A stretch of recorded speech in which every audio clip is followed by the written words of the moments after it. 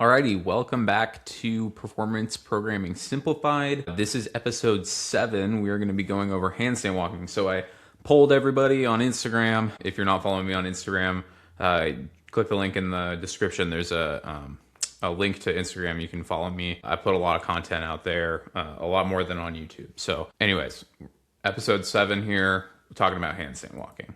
So when we're looking at any sort of skill, again, we're going to go over how to apply the skill into an effective framework. And initially, people are usually feeling stuck. They're having a hard time developing the skill or getting from point A to point B with a skill or any movement really in CrossFit. So first, we're going to identify what the mobility and strength requirements are for the sport and for the movement and the skill itself. Then we'll take a look at how much volume you should be able to tolerate of this specific movement, so of the handstand walk. And then we'll talk about some efficiency tips maybe. And then finally, we're going to go over how to add in some repetition and some stress to the movement so that we can kind of bridge the gap from feeling like you can handstand walk before a class or during skill components, but you can't put it together during a Metcon. And so repetition and stress is how we develop that attribute to a skill. So the first step here is we're going to look at the mobility and the strength requirements of a handstand walk. For handstand walking, it's an interesting movement because although it is intensive on the shoulders and the core, it doesn't actually require a lot of pressing strength, right? And so the demands of a handstand walk are significantly different than the demands of a strict handstand push-up, for example. So really, the handstand walk is more of a core movement with an isometric and stability component in the shoulder, okay?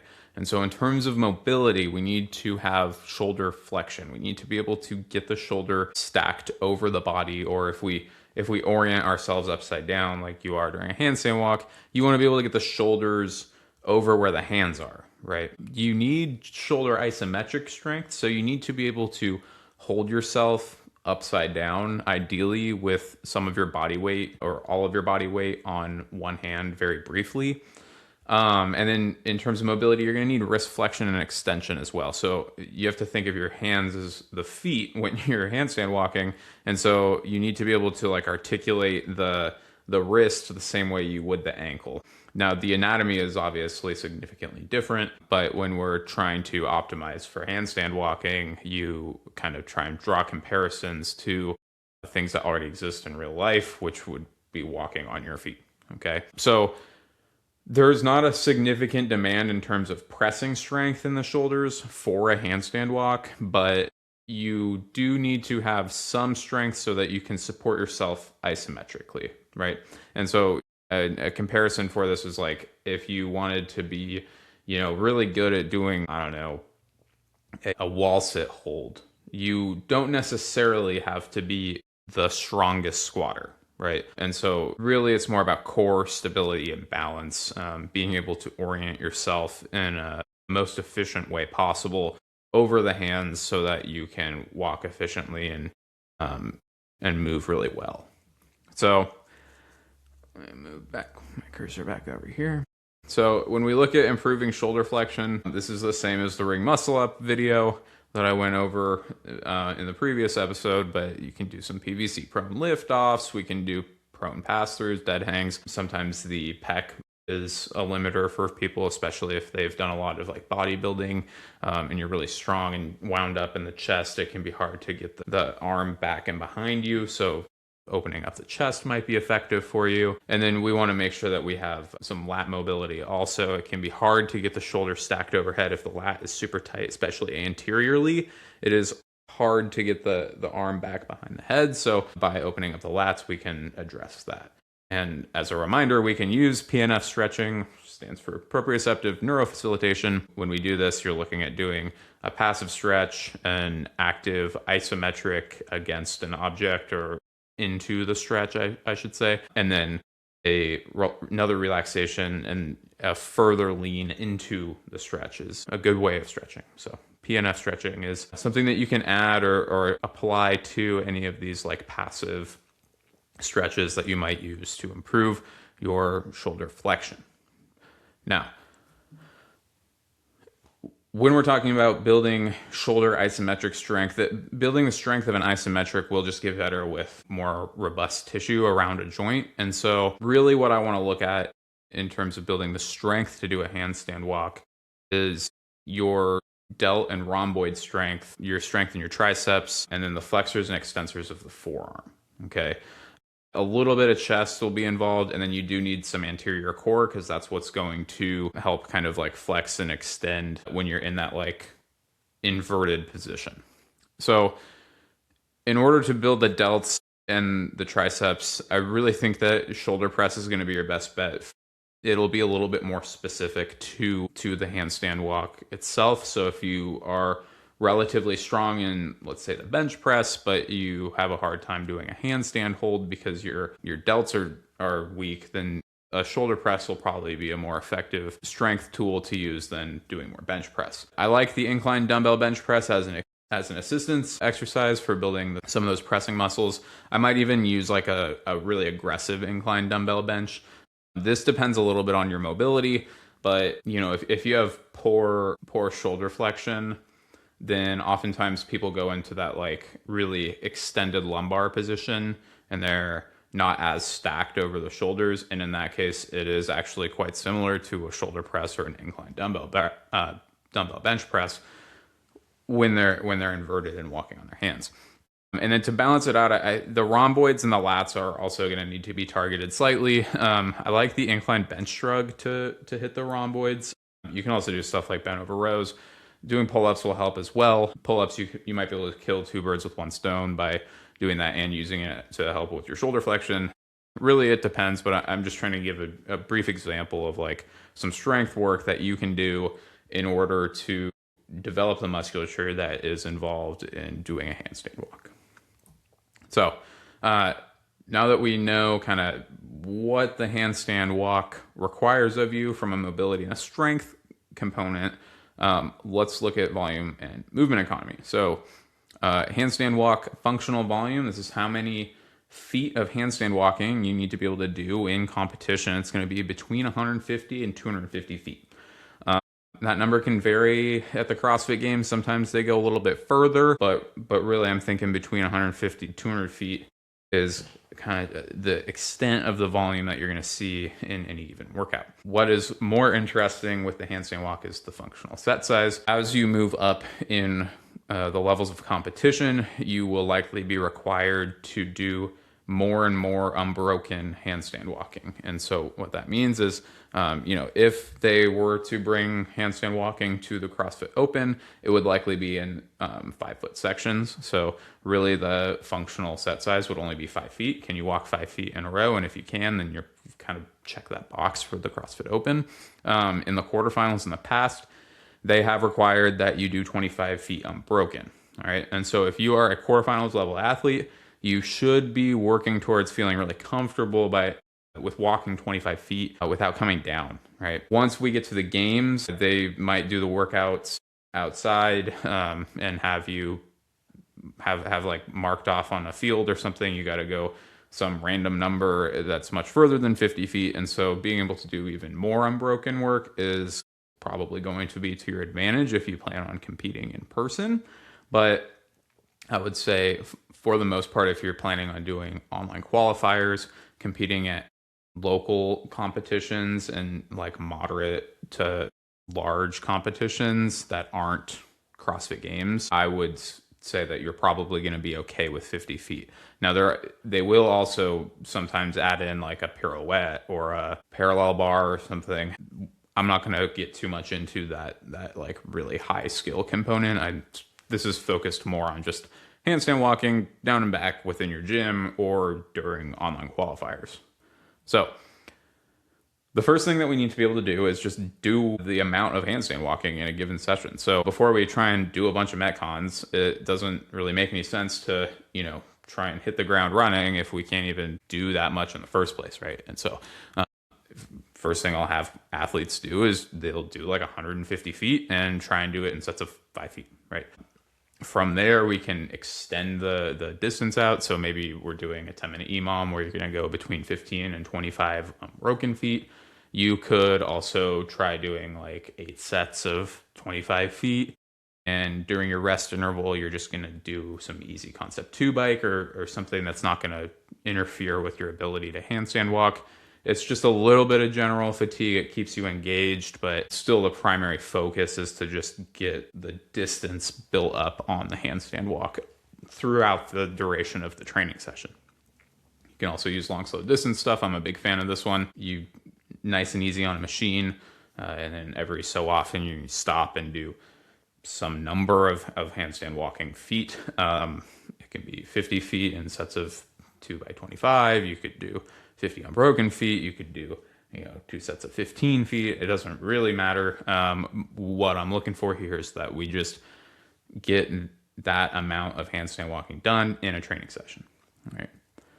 Once that feels comfortable, then it is appropriate to start looking at building set size. And you'll naturally have more competency with set size by virtue of just having practiced during your time accumulating that much volume. But in terms of practicing your set sizes, we start to add limitations to things so that you are forced to do them in denser sets and sometimes with some sort of constraint involved. And so this looks like this. If we're just practicing 4 to 5 sets, you could do 20 to 50 unbroken feet, right? And then you might go for every 90 seconds for 5 rounds, 50 unbroken feet of handstand walking. Okay. So these are just examples, but in general, we want to work our way up to first being able to do the volume, which is 150 to 250 feet in a single training session.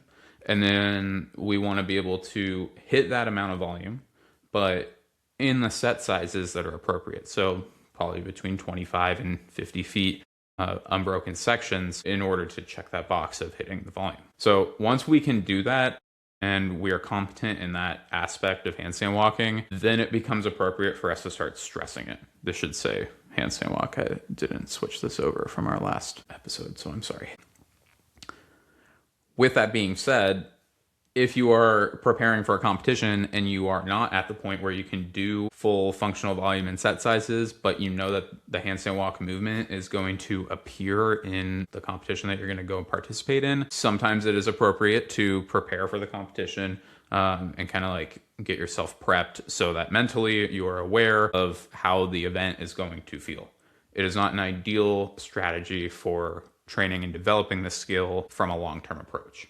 So once we can reliably do functional volume and set size, then it is time to start stressing the movement, and this is how we stress it, right? And so we want to move in general from having the least amount of intensity and interference and least amount of fatigue involved with doing the movement to the most. And we want to do that gradually. You don't want to just, on Monday we do it with no intensity, and then on Friday we decide we're going to do a super hard metcon with 300 feet of handstand walking. That's not a good idea, right? And so we can move our way through this list where we go from light complementary fatigue, which would be something like just some easy concept 2 biking. We can start to look like an example of moderate complementary fatigue plus density might be like, I want you to go and row at a certain pace that's pretty tough. When you're done, do 5 deadlifts at 225, 155, and then immediately go and handstand walk 50 unbroken feet, right? And the intention is that we're towing the line between having successful exposures to 50 unbroken feet of handstand walking, right? And so if I give that to an athlete and they're incapable of doing the 50 unbroken feet, then we're going to dial back that amount of interference. We're going to dial back the pacing on the rowing machine, maybe make the deadlift a little bit lighter, maybe even take it back a step even further, right? If they are able to do that, and let's say they do 4 sets of that, each time they do 50 unbroken feet, and they're like, hey, I actually rowed faster than what you told me. The deadlifts felt like they were a non-issue. I immediately got on the handstand walk, and I was basically running on my hands for 50 feet. Then it's like, great, we can check that box and then move down the list, right? I would say that severe complementary fatigue and severe complementary fatigue with density are both kind of the version that most people are familiar with, which is basically just doing a metcon, right? Or doing intervals that are really tough with the movement like sandwiched in there with things that are going to make it harder. As a reminder, ordering the intervals will affect your success with the movement. And so when I'm looking at building a program for an athlete, if we're looking at this type of exercise, so moderate non-complementary fatigue, we'll start the interval with handstand walking.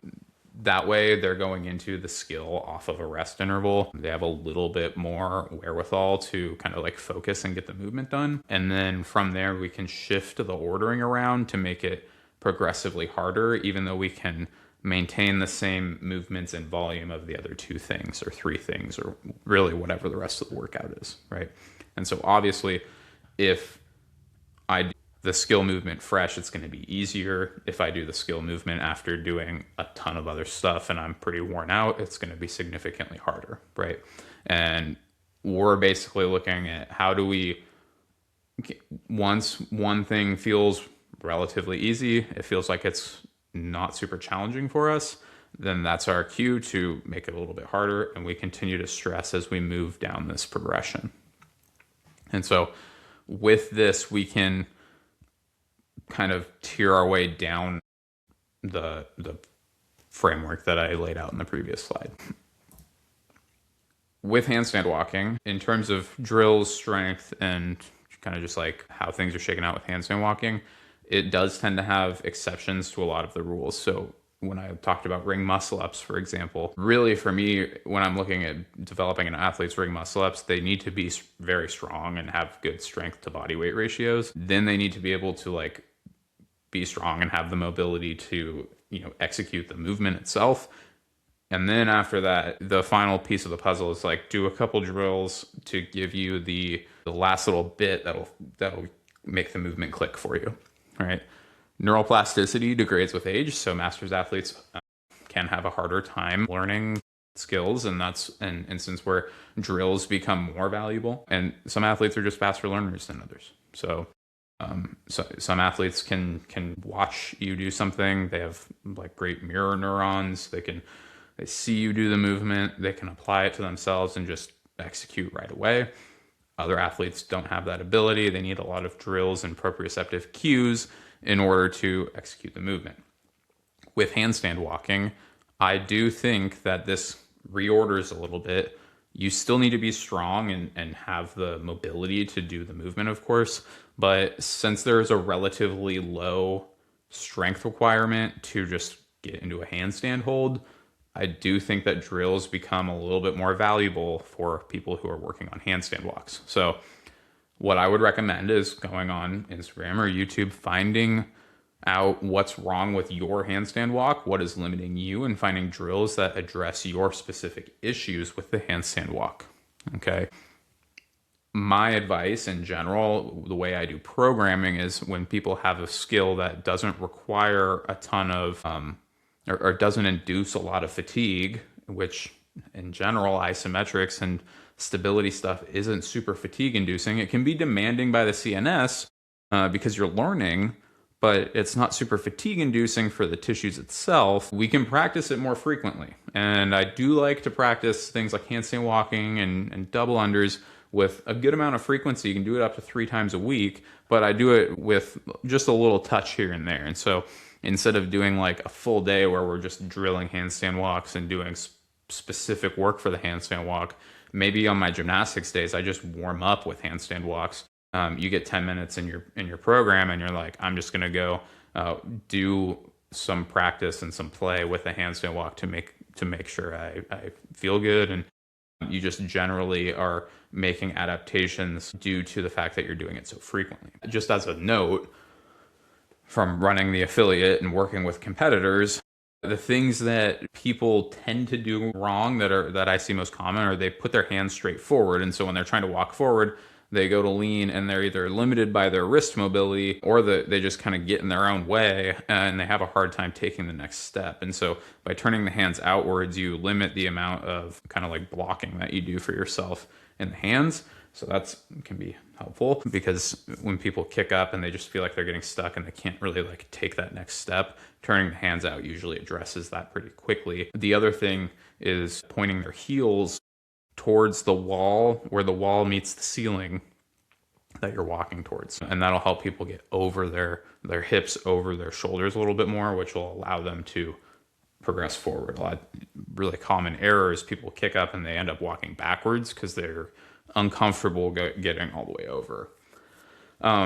The final note that I want to make about handstand walks, it is significantly more efficient if you have great shoulder flexion and you can get the hips really stacked vertically over the shoulders. And so we used to see a lot of people in this like kind of really extended lumbar position, like in a scorpion, and they're walking like this.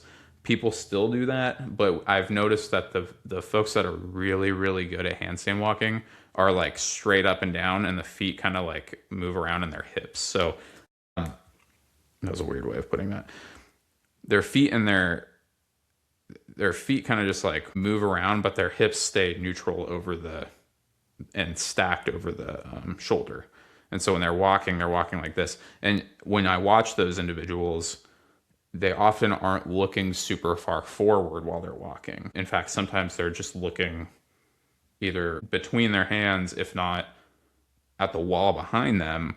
And getting in that more stacked position is significantly less demanding on the core because you're effectively holding like a partial GHD sit-up with the abs in that extended lumbar position when you handstand walk with your feet kind of kicked over and in that like really extended scorpion position.